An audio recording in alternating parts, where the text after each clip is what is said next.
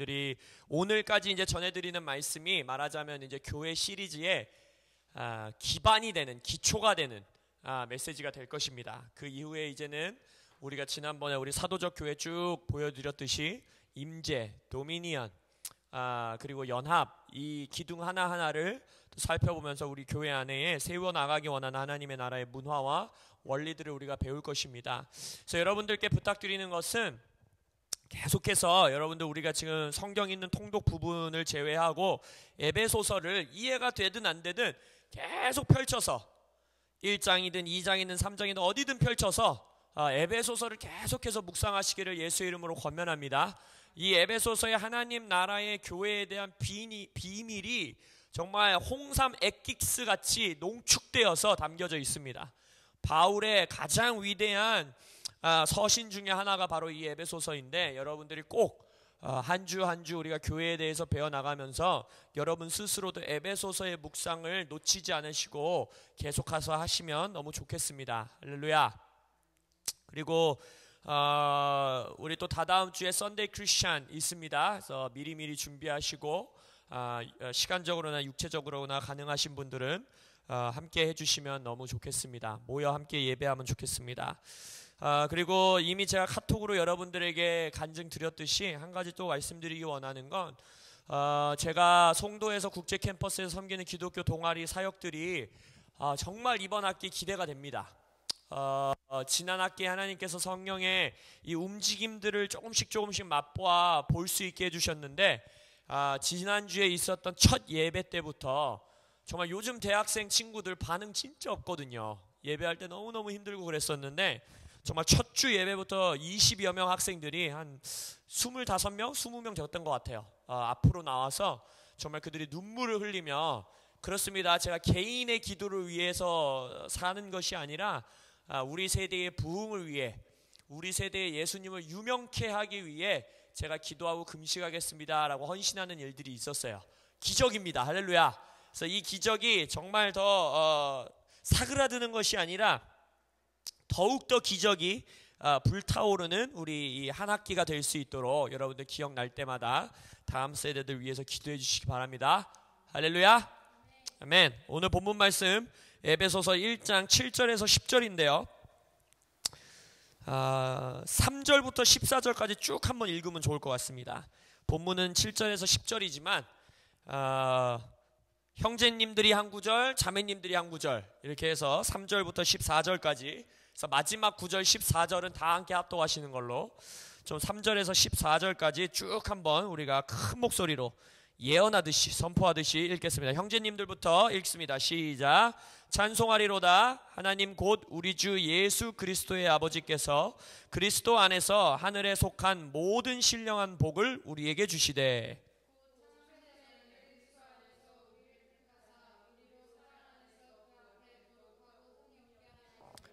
그 기쁘신 뜻대로 우리를 예정하사 예수 그리스도로 말미암아 자기의 아들들이 되게 하셨으니,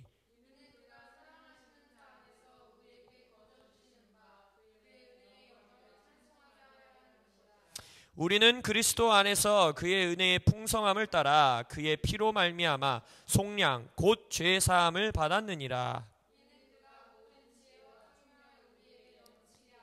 그 뜻의 비밀을 우리에게 알리신 것이요 그의 기뻐하심을 따라 그리스도 안에서 때가 찬 경륜을 위하여 예정하신 것이니,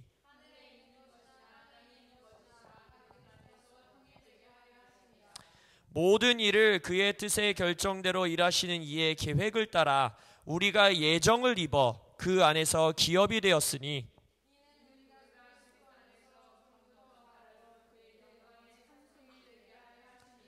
그 안에서 너희도 진리의 말씀 곧 너희의 구원의 복음을 듣고 그 안에서 또한 믿어 약속의 성령으로 인치심을 받았으니, 다 같이 이는 우리 기업의 보증이 되사 그 얻으신 것을 속량하시고 그의 영광을 찬송하게 하려 하심이라. 아멘. 할렐루야. 이제 말씀드렸듯이 오늘 이제 제목은 교회 가시적 복음 두 번째 시간으로서 교회 시리즈 말씀의 기초가 되는 말씀의 마지막 메시지입니다. 지난주 첫 주부터 성령에 대한, 교회를 탄생케 하시는 성령에서부터 교회가 하나님 마음속에 숨겨져 있었던 비밀이었고 예수 그리스도를 통하여 우리에게 이제는 드러내 보여지는 비밀이다. 그래서 교회는 교회의 존재 그 자체가 가시적으로 복음을 이 땅의 민족들에게 전할 뿐 아니라 에베소서 3장에서 뭐라 그랬어요? 하늘의 통치자들과 권세자들에게 하나님의 복음이 무엇인지, 하나님의 계획이 무엇인지, 하늘과 땅을 하나님께서 통일시키려는 하나님의 영원부터 주님이 계획하신 그 계획이 무엇인지, 그 지혜를, 각종 지혜를 우리가 알리는 것이다 라고. 그래서 교회는 교회 자체로, 교회가 교회 되는 것이 하나님 나라의 완전한 복음이다 라고 배워가고 있습니다. 그래서 오늘 그것에 대한 마지막 가시적 복음으로서의 교회에 대해서 우리가 나누고, 다음 주부터는 이제 정말 쪼개서 교회의 하나하나의 지체들, 교회의 몸 하나하나의 부분들을 우리가 배워 나갈 것입니다. 말씀 전하기 전에 오늘 우리 제주도민들, 이 신혼부부 임지연 자매와 박대한 형제님이 지금 이 영상으로 함께하고 계실 건데, 갇혔습니다. 제주도에. 지금 우리가 여기는 비가 하나도 안 오는 것 같은데 제주도는 지금 막 바람이 불고 700mm 폭우가 쏟아지고, 지금 임지연 박대한 형제님 그 부부 집 앞에는 조그만 강이 생겼습니다. 비가 하도 많이 와가지고. 그래서 모든 비행기들이 결항됐는데, 저 그림 보이십니까? 우리 임지연 자매님이 우리 코람데오 교회를 놓고 묵상하면서 그린 그림이에요. 너무 귀여우면서도 멋있죠? 할렐루야. 우리 한 사람 한 사람 코람데오 교회 지체들 머리 위에 혀 같은 불들이 눈에 보이도록 임하시는 역사가 있으시기를 예수의 이름으로 선포합니다. 할렐루야. 그래서 오늘 교회에 이제 시리즈 말씀의 기초 메시지, 마지막 메시지를 전하면서 이 설교를 통하여 여러분들과 저에게 주님께서 해주시기 원하시는 목적은 아주 간단합니다. 우리가 이미 너무 우리 생각의 교회가 우리 마음속에, 머릿속에 가득 차 있어요.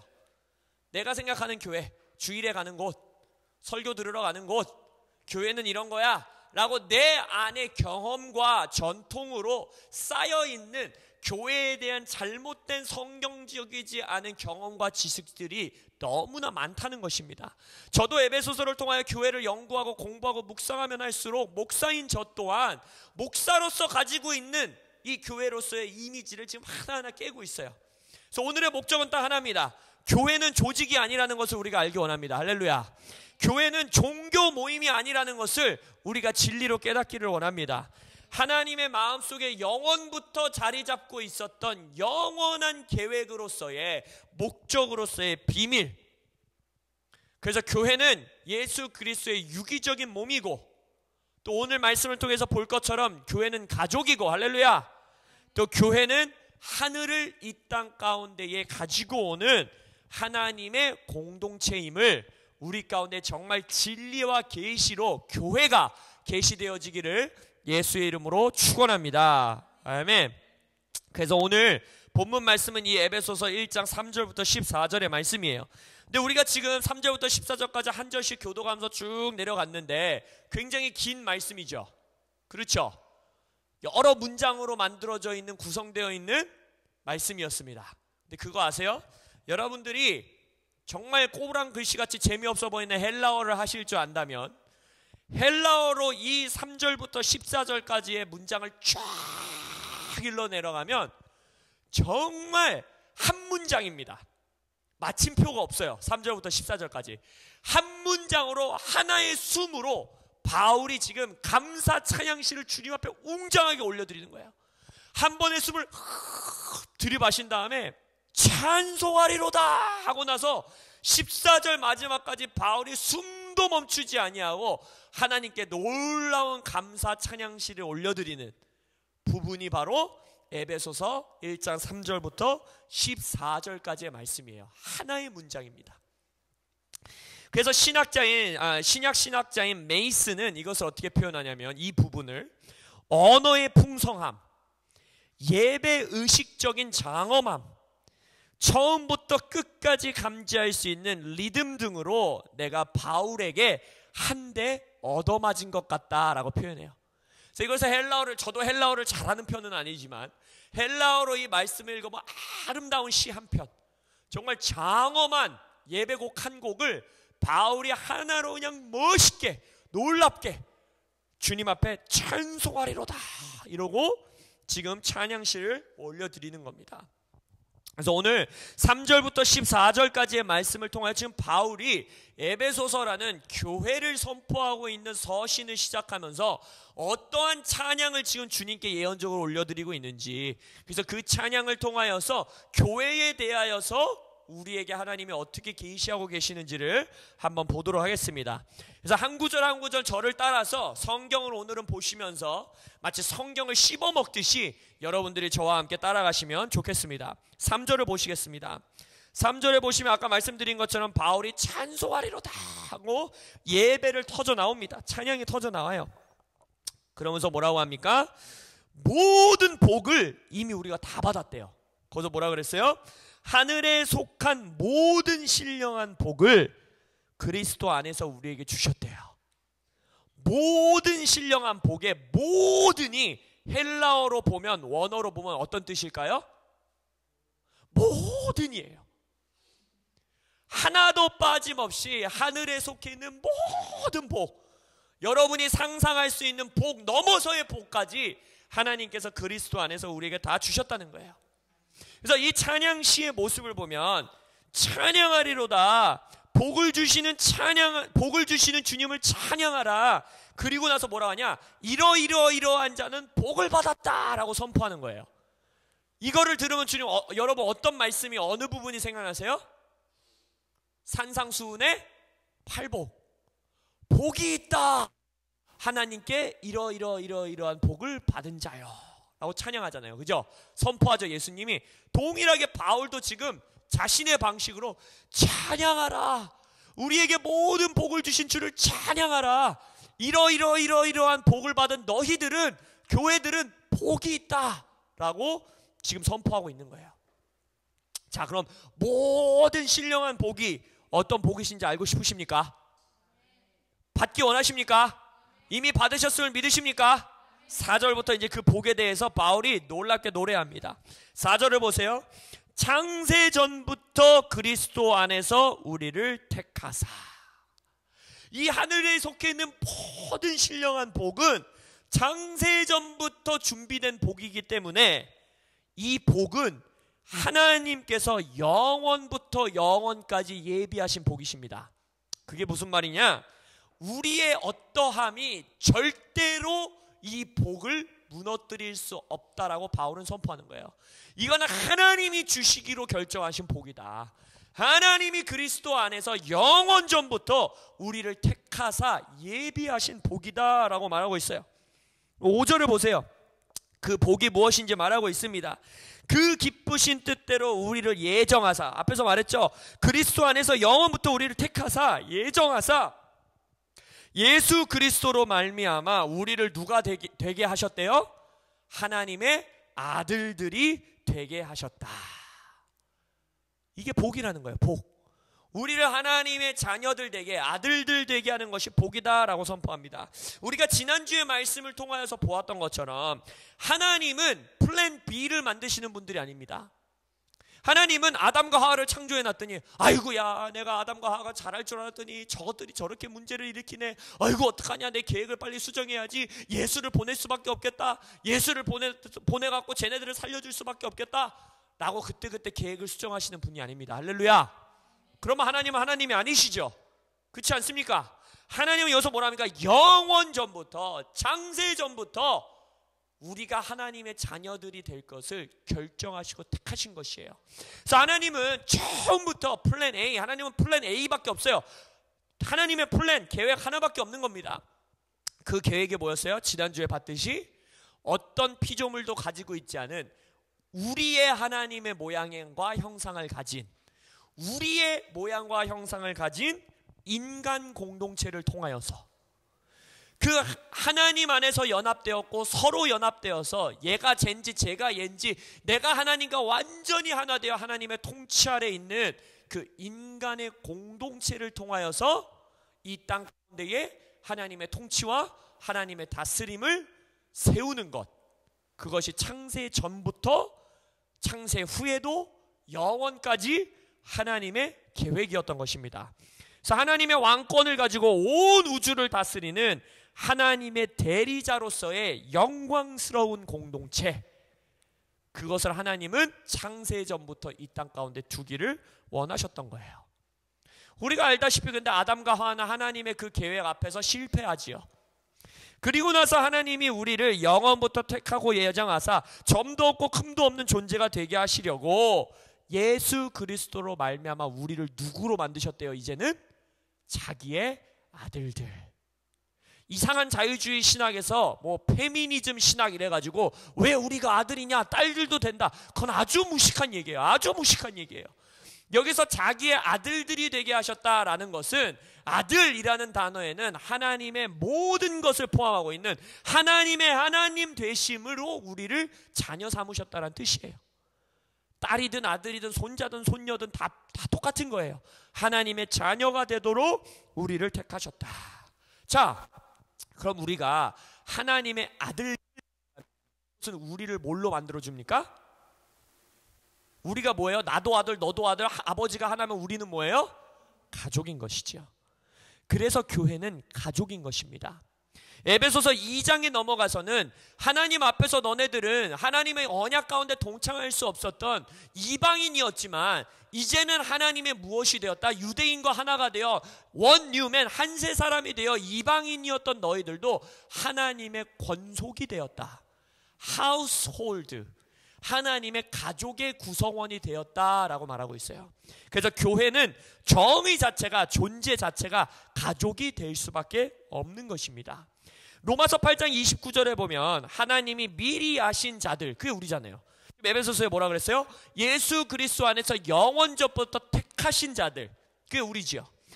하나님이 미리 아신 자들을 또한 그 아들의 형상을 본받게 하기 위하여, 여기서 그 아들은 예수를 말하는 겁니다. 예수님의 형상을 본받게 하기 위하여 미리 정하셨으니, 다시 한번 말씀드립니다. 하나님의 영원전부터 계획입니다. 미리 정하셨으니 이는 그로 많은 형제 중에서, 많은 형제가 누구예요? 우리죠. 많은 아들들 중에서 맏아들이 되게 하려 하심이라. 여러분 그거 아셨어요? 예수님이 우리의 큰형님 되십니다. 할렐루야. 예수님이 우리의 큰형님 되신 겁니다. 그래서 기도를 가르치실 때에도 우리한테 어떻게 기도라 그래요? 하늘에 계신 우리 아버지요. 여기서 말하고 있는 우리 아버지의 우리는요, 첫째로는 여러분이 생각하는 거죠. 그렇지, 우리의 아버지시지, 교회의 아버지시지, 내 아버지이기도 하고 수산나 성도님의 아버지이기도 하고 지원자매의 아버지이기도 하고 임장로님의 아버지이기도 하지. 하지만 또한 동시에 이게 지금 누가 가르쳐주는 기도예요? 누가 제자들에게 지금 가르쳐주시는 거예요? 예수님. 그럼 여기서 우리 아버지는 누구의 아버지가 우리의 아버지라는 거예요? 예수님의 아버지가 우리의 아버지라는 것입니다. 그래서 우리는 예수님의 동생들이 되었고 하나님의 아들들이 되었고 하나님의 권속, 가족의 구성원이 된 것입니다. 그래서 여기서 우리가 알 수 있는 것은 교회는 내가 선택하는 게 아닙니다. 저 교회 목사님 말씀이 좋아서, 저 교회 예배팀이 좋아서 내가 저 교회 가야지. 교회는 선택할 수 있는 게 아니에요. 여러분, 내가 누구 부모님 아래서 태어날 거예요? 태어나기 전에 하나님한테 먼저 말씀하셔서 선택하시고 태어나셨습니까? 아니죠. 교회는 하나님의 섭리 가운데에, 가족은 하나님의 섭리 가운데에 주님께서 보내주시는 겁니다.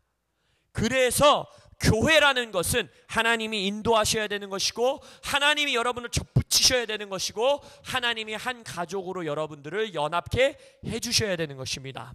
하나님은 새롭게 창조되고 새롭게 거듭난 born again, 다시 태어난 수많은 아들과 딸들의 거대한 가족 공동체를 이 땅 가운데 이루시기 원하시는 것입니다. 교회는요, 가족 같은 교회가 되어서는 절대 안 됩니다. 가족으로서의 교회, 교회는 가족임을 예수의 이름으로 선포합니다. 할렐루야. 6절부터 계속 보세요. 그렇게 하나님께서 우리를 예정하시고 택하셔서 예수 그리스도 안에서 가족으로 삼으셨어요. 그것이 복이래요. 근데 또 어떤 복이 있느냐? 6절에 보면 이는 그가 사랑하시는 자 안에서 우리에게 거저 주시는 바. 무슨 말이에요? 이 복은 하나님이 거저 은혜로 주신다는 거예요. 너희들이 하나님의 아들들 된 것은 너희들의 행위나 너희들이 어떤 걸 해서가 아니라 거저 주시는 것인데, 그리하여서 뭐라 합니까? 그의 은혜의 영광을 찬송하게 하려 하는 것이라.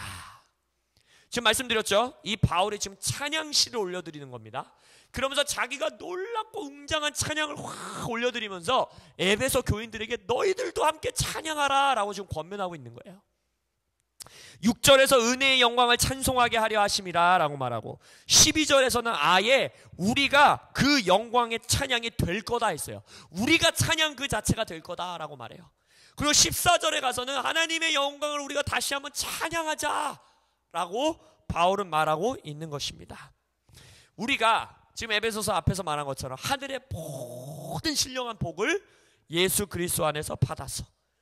내가 다시 거듭나고 born again, 다시 태어나서 하나님의 가족이 되었고, 이제는 하나님께서 인류를 향해서 품으셨던 영원한 목적이었던 하나님의 통치를 이 땅 가운데 드러내는 교회가 될 수 있다는 거.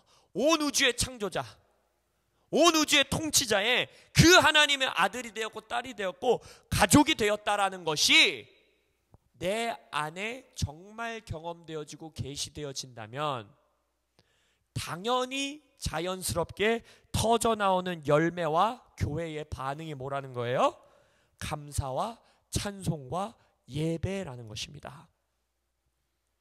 우리는 예배하는 가족 공동체로서 창조받았음을 예수 이름으로 선포합니다. 여러분, 예배는 일이 돼서는 안 됩니다. 예배는요, 희생이 아닙니다. 예배는 하나님께서 우리를 자녀되게 하셨고 교회로 삼아주셨다라는 것에 대한 감사에 대한 터져나오는 반응인 것입니다. 그래서 사도 바울이 지금 찬송하리로다 이러고 나서 숨도 못 참고 숨도 안 쉬고 계속해서 그 감사 찬송을 주님 앞에 놀랍게 부르고 있는 것이에요. 21세기의 현대 신학의 가장 거장이라고 말하는 칼 바르트라는 분이 계세요. 칼 바르트는 모든 목사님들과 모든 신학자들의 영웅과 같은 분입니다. 왜 그런지 아세요? 칼 바르트의 책이 너무 깊어서 그분을 좋아하는 거라고 말하지만 많은 목사님들이 저를 포함하여 약간 뻥을 치는 게 하나 있습니다. 왜 칼 바르트가 가장 위대한 신학자라고 말하느냐? 모든 위대한 신학자들과 목사님들이 칼 바르트를 너무나 현대의 사도 바울이다 막 이러면서 막 칭송을 하는 거예요. 그러면은 신학자로서 목사로서 당연히 그분의 책을 읽어보고 싶겠어요? 안 읽어보고 싶겠어요? 읽어보고 싶겠죠. 막 그분이 교의론이라는 책을 막 이만큼 두꺼운 책을 6권 7권 쓰시고 다 쓰지도 못하고 돌아가셨어요. 쓰시다 말고 돌아가셨는데 이만한 책을 저의 서재에도 다 꽂혀 있습니다. 그럼 막 처음 칼바르트 책을 사면 막 진짜 무슨 성경책을 다시 한번 보는 것 같이 막 무서운 마음으로 떨리는 마음 한 장 다 펴요. 그럼 어떤 일이 일어날까요? 한 구절도 이해를 못해요. 그래서 칼바르트를 위대하다라고 칭송하시는 대부분의 인용하는 글들은 다른 목사님들이 그 책을 읽고 나서 은혜 받은 것을 인용해 놓은 것을 수많은 목사님들이 칼바르트의 신학자의 글로서 인용합니다. 그래서 저도 오늘 그 글 중에 하나를 여러분들한테 인용해 드리려고 합니다. 칼바르트가 이 부분에 대해서 지금 사도 바울이 하나님께 감사 찬송을 드리는 부분을 놓고 뭐라고 말하느냐? 하나님의 은혜와 사랑으로 창조된 인간의 존재의 필연적 의미. 봐봐요, 말부터가 어렵죠. 읽으면서도 무슨 말인지도 모르겠잖아요. 쉽게 말하자면 하나님께 창조받아 사랑으로 창조받은 자의 존재 이유 자체가, 우리의 필연적인 존재적인 의미가 무엇이냐? 오직, only라 그러면 딱 하나밖에 없다는 거예요. 오직 감사와 찬송이다. 우리의 입술에서 감사치 않으면, 찬양치 않으면 자신의 실존 자체를 망각하는 것이요 부정하는 것이다 라고 말해요. 말부터 어렵잖아요. 존재 이유가 없다는 거예요. 존재 목적을 망각하고 부인해 버렸다는 것입니다. 그래서 칼바르트도 지금 말하고 있는 거예요. 우리가 거대한 사랑 가족 공동체로서 거대하게 예배하는 가족으로 일어나는 것이 우리의 창조의 필연적인 목적이라는 것입니다. 우리 존재의 필연적인 이유, 우리가 존재해야 하는 이유는 바로 예배하는 하나님의 아들들로서 일어나는 것입니다. 그래서 교회가 예배하는 아들들의 가족으로 일어나는 것이 바로 하나님의 목적, 하나님의 복음을 가시적으로 드러내는 일이 되는 것입니다. 할렐루야. 예배의 영에 충만한 코람데오 되시길 예수 이름으로 축원합니다. 자, 이제 7절부터 또 바울은 우리가 하나님께 구원받아 하나님의 아들들이 되는 것이 무엇인지를 이제 자세하게 설명하기 시작합니다. 7절부터 한번 따라와 보세요. 우리는 그리스도 안에서 그의 은혜의 풍성함을 따라 그의 피로 말미암아 속량 곧 죄사함을 받았느니라. 우리가 잘 알고 있는 은혜 복음을 말하고 있죠. 우리가 그리스도 안에서 그의 은혜로 인해서 죄사함을 받았다. 근데 8절에 보면 이는 이라 그래요. 그 이유는, 우리가 죄사함을 받아 주님의 은혜로 구원받은 이유는 그가 모든 지혜와 총명을 우리에게 넘치게 하시기 위함이다. 우리가 하나님께 은혜로 구원받은 것은 하나님의 모든 지혜와 총명을 우리에게 넘치게 하시기 위함이래요. 3장에 우리가 지난주에 봤던 것처럼 우리에게 지혜를 넘치게 하시려는 이유 중에 하나가 무엇일까요? 우리는 하늘의 통치자들과 권세자들에게 하나님의 각종 지혜를 알리는 자들이 되어야 되기 때문에.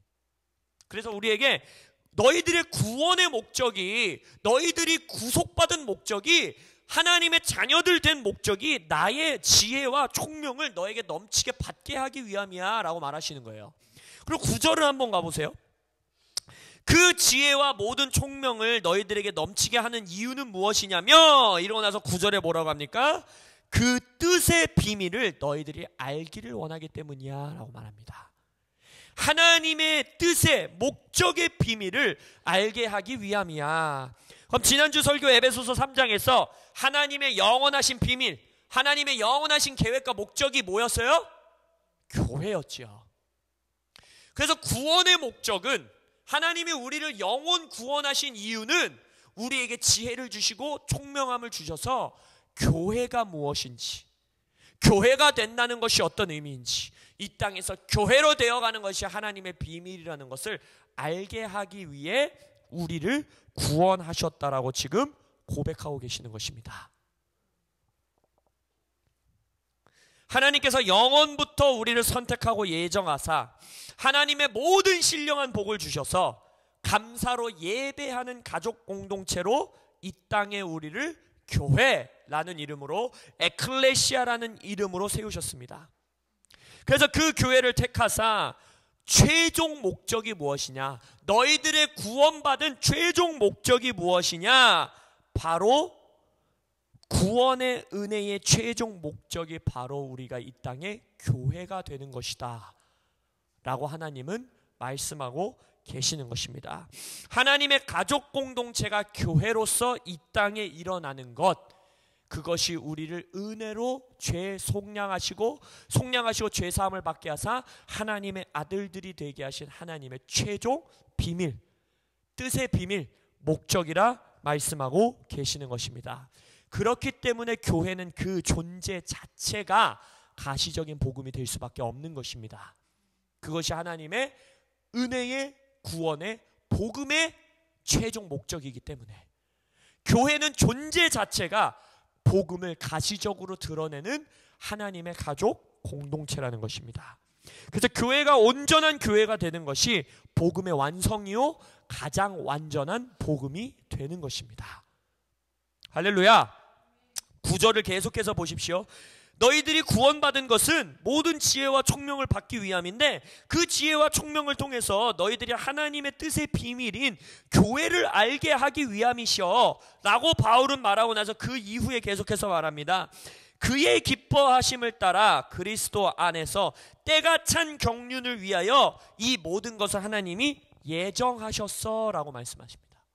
이게 무슨 말이냐, 이 비밀이, 하나님의 비밀인 교회가 때가 찬 계획으로, 때가 찬, 경륜이라는 말이 플랜, 계획이란 뜻이거든요.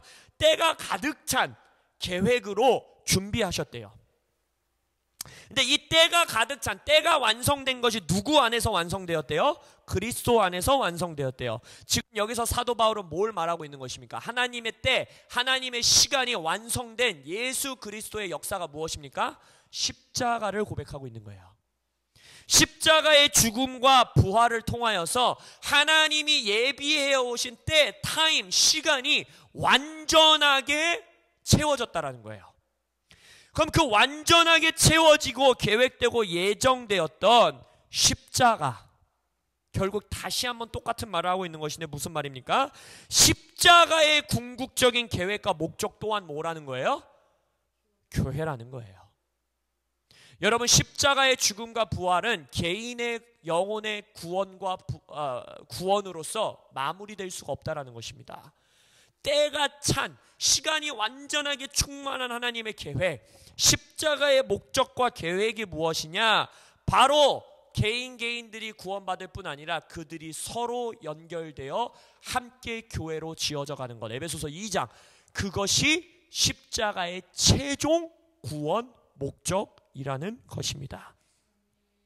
십자가의 죽음과 부활을 통해서 이제는 하나님의 때가 완전히 충만하게 찼기 때문에, 이전에 에베소서 3장 우리가 지난주에 봤듯이 이전 시대의 아들들에게는 알리지 아니하셨으나 이제 예수 그리스도의 십자가로 인하여 때가 찼기 때문에 미스테리온, 그 비밀은 뭐라 그랬어요? 다 계시된 비밀이라 그랬죠. 예수 안에서 우리에게 계시되어진 하나님이 영원 전부터 숨겨놓으신 비밀, 그것이 뭐라는 것입니까? 교회라는 것이에요. 가시적인 복음을 드러내는 하나님의 가족 예배 공동체, 그것이 복음이라는 것입니다. 그래서 교회는 존재 자체로 하나님의 목적과 하나님의 계획이요, 교회라는 존재 그 자체로 십자가의 목적이요 계획이요, 교회는 존재 그 자체로 복음의 목적이요 계획이라는 것입니다. 그래서 우리의 설교 제목처럼 교회는 존재 자체가 가시적인 복음이 될 수밖에 없는 것입니다. 그럼 하나님께서 영원 전부터 예비해 오신 이 가족 공동체 교회를 통하여서 10절에 보면 이제 무엇을 이루기 원하시는지를 말씀하고 계십니다. 하늘에 있는 것이나 땅에 있는 것이 다 그리스도 안에서 통일되게 하려 하심이라. 할렐루야. 하나님의 처음부터의 계획이 뭐였다고 그랬어요? 아담과 하와라는 하나님 안에서 온전히 연합된 우리의 모양과 형상을 닮은 공동체를 창조하사 이 땅 가운데 생육하고 번성하고 다스리고 정복하는 하나님의 나라를 세우는 것이 하나님의 계획이었습니다. 근데 이제는 아담과 하와의 실패 이후에 이스라엘이라는 한 민족, 나라를 선택하여서 하나님의 통치 아래 있는 나라와 다스림받는 나라가 어떤 것인지 이 땅 가운데 가시적으로 드러내셨고, 그들도 실패하였을 때에 예수가 이 땅에 오사 십자가의 죽음과 부활로 때를, 하나님의 때를 완전하게 채우셔서 이제는 하나님의 완성된 계획을 드러냈다라는 거예요. 그게 뭐예요? 하늘과 땅을 하나 되게 하는 교회, 에클레시아를 이 땅 가운데에 창조하셨다는 것입니다. 그래서 예수님도 우리에게 기도를 가르치실 때에 하늘에 계신 우리 아버지여, 온 세상의 아버지를 거룩히 여김받게 하옵시며, 그 다음 기도가 뭐예요? Heaven come down, 하늘이 이 땅 가운데 임하소서, 하늘과 땅이 하나 되게 하소서 라고 우리에게 기도하도록 교회에게 가르칩니다. 그래서 이 땅 가운데 하나님의 대리 통치자로서, 하나님의 가족 공동체로서, 하나님이 만드신 새로운 공동체로서 우리는 이 땅에서 살고 있는 하나님의 하늘 정부가 되는 것입니다. 그리하여서 하늘에서 이루어진 뜻, 하늘에서 이루어진 법, 하늘에서 통용되고 있는 문화, 하늘에서 통용되고 있는 경제 원리, 경제 시스템, 정부 시스템, 가족 시스템, 양육 시스템, 교육 시스템, 그 모든 것들을 이 땅 가운데에 이루어내는 자들, 그것이 바로 교회라는 것입니다. 구약 성경 가운데 이것이 예표로서 가장 눈에 띄게 드러나는 것이 바로 정탐꾼 사건입니다. 정탐꾼 사건. 하나님께서 여호수아와 갈렙과 또 12정탐꾼을 택하셔서 약속의 땅으로 그들을 파송하지요. 그리고 10명은 육신의 보고를 가지고 나오고 두려움의 보고를 가지고 나오고 여호수아와 갈렙은 믿음의 보고를 가지고 나옵니다. 그래서 누구의 인도함을 받아서 그 약속의 땅으로 들어가게 됩니까? 여호수아. 근데 여호수아의 이름에 히브리어죠. 여호수아는 그걸 헬라어로 바꾸면은 뭐겠어요? 지저스예요. 지저스. 구원자라는 뜻이에요. 예수라는 뜻입니다. 그래서 여호수아와 지저스는 이름이 똑같아요. 결국 하나님은 지금 뭘 말씀하시는가? 이제는 교회는 하늘에서부터 이 땅으로 정탐하도록 파송받은 새로운 정탐 공동체라는 것입니다. 그래서 우리는 이 땅 가운데 정탐꾼으로서 파송되어서 이제는 우리는 뭘 하는 거예요? 이 약속의 땅에 진정한 구원자이신 여호수아, 진정한 여호수아, 예수 그리스도의 인도하심을 따라 이 땅으로 침노하여 이 땅을 이 땅에 있는 저들은 우리의 밥이다 라는 믿음의 고백을 드리며 이 땅을 정복해 나가는 것, 그것이 바로 교회의 예표로서 주어진 구약의 모습이라는 것입니다. 여러분, 귀신들은 여러분의 밥입니다. 할렐루야. 귀신들은 많이 드시고 레벨업 하십시오. 할렐루야. 장성한 분량까지 자라가는 교회 되시길 예수 이름으로 축원합니다. 그래서 그렇게 교회가 하늘을 이 땅 가운데 동일하게 하는, 하늘과 땅을 통일되게 하는 공동체로서 주님께서 우리를 부르신다는 것입니다. 그래서 결론절에 13절 14절에 보면 12절에서 다시 한번 그래서 우리가 주님을 찬양한다, 주님을 예배한다 노래 부르며 13절 14절에 뭐라고 말합니까? 그 안에서 너희도 진리의 말씀 곧 너희의 구원의 복음을 듣고 그 안에서 또한 믿어. 복음을 너희들이 믿었다는 거죠. 약속의 성령으로 인치심을 받았으니 이는 우리 기업의 보증이 되사 그 얻으신 것을 속량하시고 그의 영광을 찬송하게 하려 하심이라. 바로 그 기업, 교회가 교회되는 기업, 우리가 하나님의 아들들로서 이 땅에서 가족 공동체가 되는 약속의 보증으로 주어진 것이 뭐라는 거예요? 성령의 인치심이라는 거예요.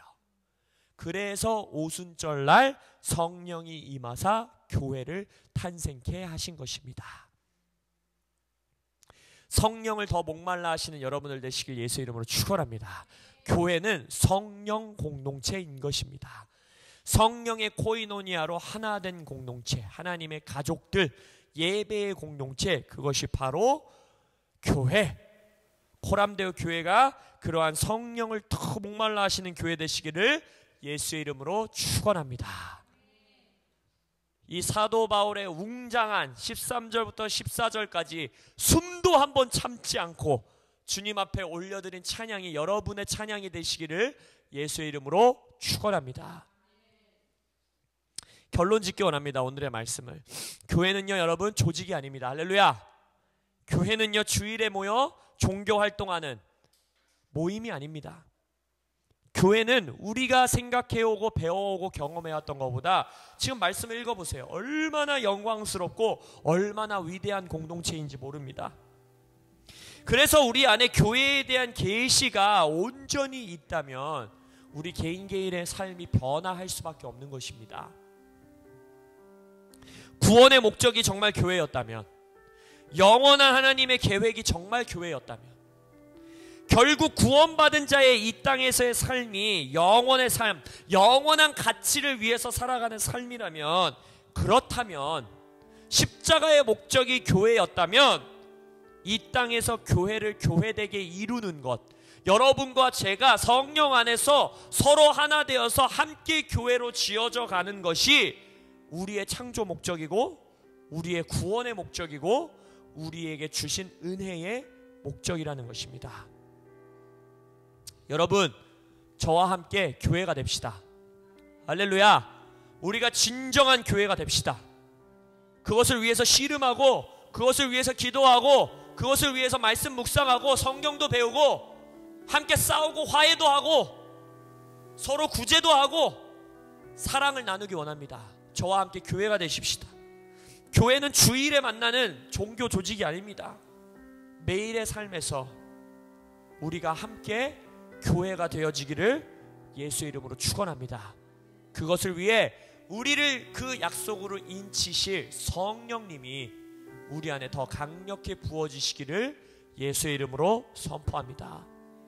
제가 좀 기도하며 나아가기 원합니다.